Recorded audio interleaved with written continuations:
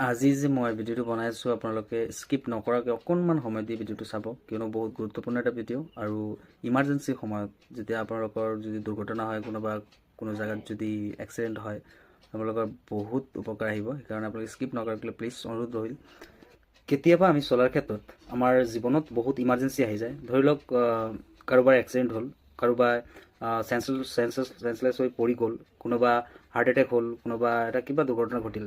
সেইটো সময়ত আমাৰ চবৰে মোবাইল লক থাকে, আমাৰ মোবাইলৰ লক দিয়া থাকে আৰু আমাৰ মোবাইলৰ লক কোনেও খুলিব নোৱাৰিব। সেইকাৰণে লকৰ তলত আপোনালোকে চাব এটা ইমাৰ্জেঞ্চি কল থাকে। এই ইমাৰ্জেঞ্চি কলত আপোনালোকে আপোনালোকৰ প্ৰিয়জনৰ মোবাইল নাম্বাৰটো ছেভ কৰি থ'ব পাৰে, যাতে সেই মানুহজন যি পাছৱৰ্ড নাজানে সেই ইমাৰ্জেঞ্চি কলত টাচ কৰিলেই আপোনাৰ আপুনি নাম্বাৰটো ছেভ কৰিছিলে সেই নাম্বাৰটো ইয়াত শ্ব' কৰিব আৰু এনেকৈ ছুৱাইপ কৰি দিলেই আপোনাৰ সেই মানুহজনৰ ওচৰত কলটো গুচি যাব আৰু অতি সহজে আপোনাক বচাবৰ কাৰণে যোগাযোগ কৰিব পাৰিব। সেইকাৰণে প্ৰচেছটো মই দেখাই আছোঁ, আপোনালোকে ভালকৈ দেখি লওক। প্ৰথমতে আপোনালোকে মোবাইলৰ ছেটিংটো অ'পেন কৰি ল'ব। ছেটিংটো অ'পেন কৰাৰ পিছত আপোনালোকে ইয়াত চাব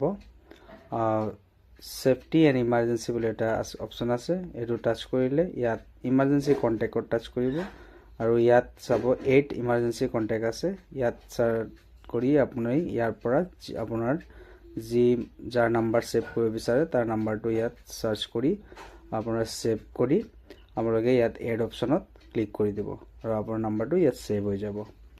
এয়া চাওক, মোৰ মোবাইলটো অফ আছে। এতিয়া ধৰি লওক ইমাৰ্জেঞ্চি কোনোবা মোৰ মোবাইলৰ পৰা ফোন কৰিব, এতিয়া মই কৰিলোঁ।